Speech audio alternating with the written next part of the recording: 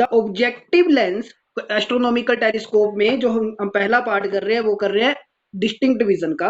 When the objective lens ओ, कौन सा objective lens हो, जिसके ऊपर मैंने ये ओ लिखा हो, ठीक है, ये ऑब्जेक्टिव लेंस ये। When the objective lens o of the telescope directed toward the object a real inverted image a dash b dash is formed. The position of the eye lens is adjusted in such a way, फिर हम करेंगे adjust करेंगे, position को adjust करेंगे, बीच का एक point हो तो उसको घुमाएंगे, घुमा के उसको इस तरीके से एडजस्ट करेंगे कि इस ए डैश बी डैश से भी बड़ी एक इमेज बने, a double dash b double dash is formed at a distance of the distinct vision. तो फिर आपको कौन सी इमेज दिखेगी, a double dash b double dash, इतना बड़ा दिखेगी कोई चीज, ठीक है, तो इसको बोला जाता है डिस्टिंक्ट विजन। आपने बस इतना से लिखना। फिर हम दूसरा काम आता है मैग्नीफाइंग पावर निकालना मेन, और नॉर्मल विजन के लिए करेंगे तो क्या लिखेंगे, सेम यही बनाएंगे, उसमें क्या क्या चीज नहीं बनाएंगे, अब ये फाइनल इमेज नहीं बनाएंगे, बाकी डायग्राम बिल्कुल सेम रहेगा। उसमें क्या होगा, इस फाइनल इमेज को नहीं बनाएंगे, इसको भी सीधे आगे को ले जाएंगे। तो इसका मतलब कि इमेज तो बन रही है मगर इन्फिनिटी पे बन रही है, पता नहीं कहाँ बन रही है। तो हम क्या लिखेंगे, when the final image is at infinity the telescope is called normal adjustment। एक बार फिर से बोल रहा हूँ, ध्यान से सुन लीजिए मैंने क्या समझाया आपको। आपको डिस्टिंक्ट विजन या नॉर्मल विजन जो भी आता है, ठीक है, करने का तरीका एक ही होगा, सिर्फ नॉर्मल विजन में ये जो आपके पास इमेज बन रही है ना, ये नहीं बनेगी, a double dash b double dash बस, बाकी सारा सेम टू सेम रहेगा। तो उस केस में आपने क्या लिखना है कि when the final image is formed at infinity, image तो बन रही है पर कहां पे बन रही है, इन्फिनिटी पे बन रही है। तो जब इमेज इन्फिनिटी पे बनेगी तो टेलीस्कोप की एडजस्टमेंट कैसी होगी, नॉर्मल विजन में होगी, ठीक है, बस आपने इतनी सी बात लिखनी और कुछ नहीं। मैग्नीफाइंग पावर दोनों के लिए एक जैसे तरीके से निकालनी पड़ती है हमें पूरा का पूरा, वैसे पेपर में आपको सीधे आएगा what is astronomical telescope give its magnifying power, बस। तो आपको वो डिस्टिंक्ट विजन के लिए ही करना है, तो हम डिस्टिंक्ट विजन के लिए करेंगे। हाँ, जो उसका पहले मैग्नीफाइंग पावर रहेगी दोनों के लिए एक जैसी, बीटा अपोन अल्फा, जो हम करते आए पहले भी। तो मैग्नीफाइंग पावर मेरे साथ करेंगे, अपनी नोटबुक ले लीजिए साथ में, अपनी नोटबुक साथ में ले लीजिए।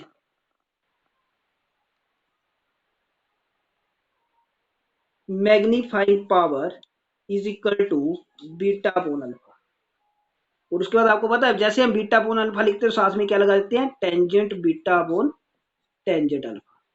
उसके बाद क्या करते हैं, टेंजेंट बीटा की वैल्यू निकालते हैं और टेंजेंट अल्फा की वैल्यू निकालते हैं। और ये कहां से निकलती है, जैसे हमने पहले किया, बिल्कुल सेम टू सेम। ये बीटा है, ये बीटा है, तो बीटा के सामने वाली side a dash a double dash b double dash, ठीक है। तो यहाँ से ए डैश बी डैश एक ये है आपके पास, ठीक है, ए डैश बी डैश, मतलब आपके पास कौन सा ट्रायंगल मानना पड़ेगा आपको, A dash C two B dash से टेंजेंट बीटा निकल जाएगा, और टेंजेंट अल्फा किससे निकल जाएगा, ये A dash B dash C one से टेंजेंट अल्फा निकल जाएगा, दोनों आपके पास इसी निकल जाएंगे। तो आप क्या लिखोगे, फ्रॉम टेंजेंट बीटा निकालने के लिए, from triangle a dash C two B dash tangent beta is equal to perpendicular upon base a dash B dash upon C two A dash. Same from triangle a dash C one b dash tangent alpha is equal to A dash B dash upon c one A dash. देखिए दोनों same रहेगा, सिर्फ ये सी to आएगा और यहाँ पे सी one आएगा, बस इतना सा फर्क है, ठीक है। इक्वेशन ऊपर वन मान लीजिए, ये आपके पास अब आगे इक्वेशन मानते चलेंगे हम, ठीक है। मैग्नीफाइंग पावर में इसको वैल्यू को पुट कर देंगे तो क्या जाएगा, magnifying power is equal tangent beta की जगह आ गया A dash B dash upon C two A dash, और मल्टीप्लाई करेंगे उल्टा हो जाएगा C one A dash upon A dash B dash. A dash B dash से A dash B dash cut जाएगा तो क्या आएगा, सी वन ए डैश अपॉन सी टू ए डैश, ठीक है। इसे क्वेश्चन नंबर 2 मान। नाउ सी वन ए डैश, देखते हैं सी वन ए डैश क्या है यहाँ पे आके डायग्राम में। ये सी वन है, ठीक है, और ये ए डैश, सी वन से लेके ए डैश की वैल्यू यहाँ से फोकस है, ये सी वन से लेके ए डैश,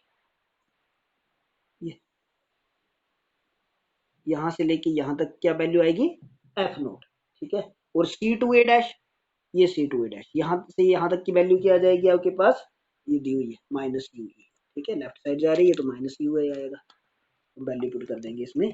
क्या लिखिए हम, C one A dash is equal to F naught, क्योंकि राइट साइड जा रहा है इसलिए ये पॉजिटिव ही रहेगा, ठीक है। और C two A dash is equal to minus you E, क्योंकि लेफ्ट, ठीक है। Put in equation number 2, equation 2 में पुट करेंगे तो क्या जाएगा, magnifying power is equal to C one की जगह F naught U minus F naught upon you, ये आ गई इक्वेशन नंबर, ठीक है भाई। ये तो हमने जैसे पहले करते हैं बिल्कुल वही किया, ठीक है। उसके बाद करेंगे फॉर आई पीस लेंस या for lens formula, for eyepiece lens या लेंस फार्मूला कुछ भी बोल सकते हैं। Minus one upon u plus one upon b is equal to one upon f e, क्योंकि आई पीस लेंस के लिए करें तो एफ ही आ जाएगा। अब इसमें भी हम क्या करेंगे, साइन कन्वेंशन यूज करेंगे, तो u is equal to minus you e, v is equal to minus d, ठीक है। तो ये वाली वैल्यू हम इसमें पुट कर देंगे तो क्या बन जाएगा, u की जगह माइनस यू ई आएगा तो क्या बन जाएगा प्लस का, तो one upon you e minus one upon d is equal to one upon f e, ठीक है। वन अपॉन डी दूसरी तरफ जाएगा तो one upon u is equal to one upon d plus one upon f e, ठीक है। यहाँ से one upon f e common निकालना है आपने,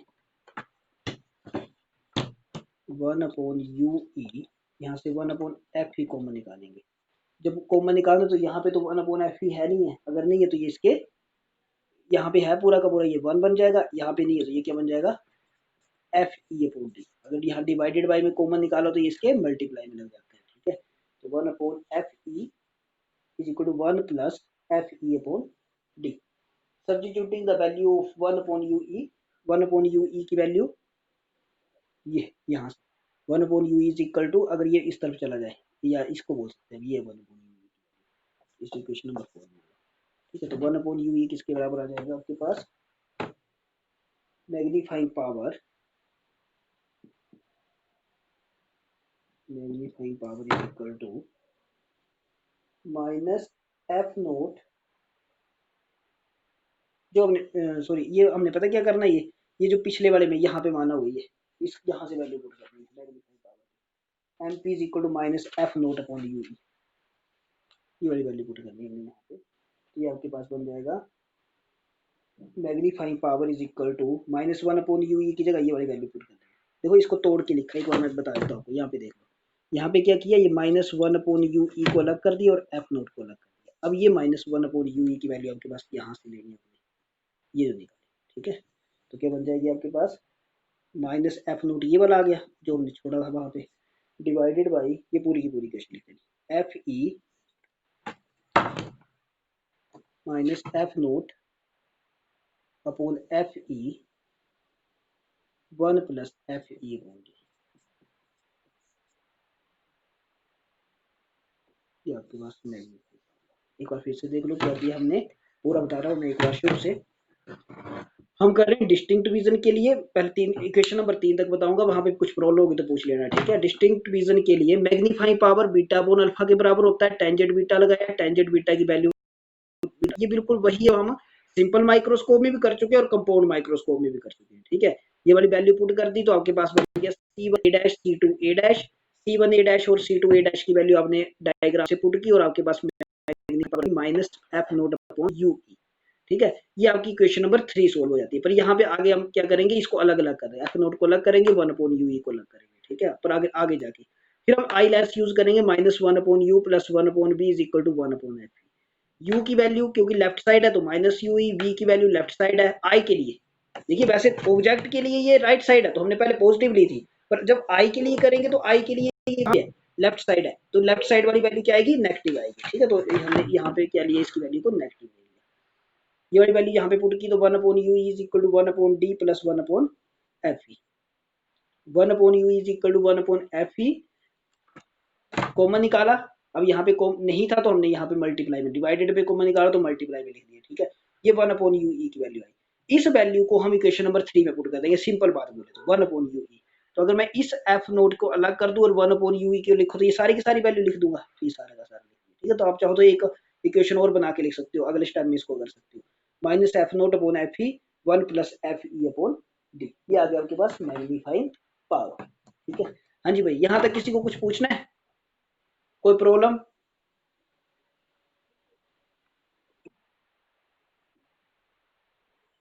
ठीक। कई बार क्या होता है कि आपको सिर्फ मैग्नीफाइंग पावर नहीं पूछती, आपको पूछता है and in what is the length of telescope. तो लेंथ ऑफ टेलीस्कोप के लिए पूरा नहीं करेंगे, मैं सिर्फ आपको एक इसका लास्ट का आंसर बता दूंगा। अरे वहीं पर कई बार पूछा था, कई बार नहीं पूछा था ये, ठीक है। तो आप क्या लिखोगे, case of length of telescope,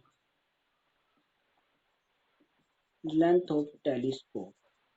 तो लेंथ ऑफ टेलीस्कोप में आपने क्या करना, l is equal to F naught plus f e d upon f e plus d. अगर इसको सोल्व करना हो तो आपको कैसे सोल्व करना होता है इसको, कि आपको इसकी टोटल लेंथ देखनी होती है। क्या इसकी टोटल लेंथ देखी जाए तो C1 F naught plus F note C2। अगर इस पूरे की लेंथ देखनी हो तो कितनी है, C1 से लेके एफ नोट तक और एफ नोट से लेके C2 तक, ठीक है। तो आपने इसको लिख लेना, फिर उसके बाद कॉमन निकालना और वैल्यू पुट करनी होती है। तो आपको ज्यादा नहीं, आपको सिर्फ मैग्नीफाइंग पावर पूछी जाती है, तो आपने यही करना, ठीक है भाई, क्लियर है बात।